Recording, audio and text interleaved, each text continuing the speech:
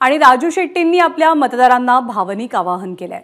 म्हसोबाला जशी तुम्ही परडी सोडता तशी 5 वर्षातून आपल्याला मतांच्या रूपातनं परडी सोडा, असं राजू शेट्टी म्हणाले।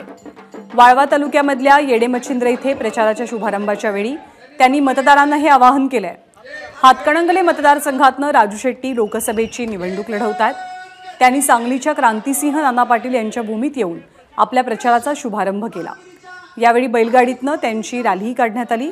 स्वतः राजू शेट्टी यांनी ही बैलगाडी चालवली। प्रत्येकाच्या शेतात आहे का नाही म्हसोबा? काय आहे का नाही? काय करतोय म्हसोबा? आपल्या शेताचं राखण करतोय का नाही?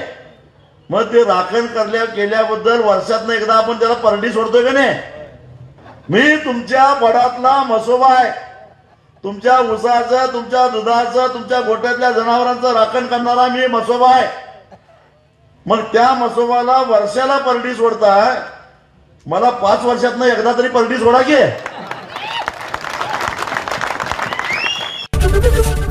एबीपी माझा, उघडा डोळे बघा नीट।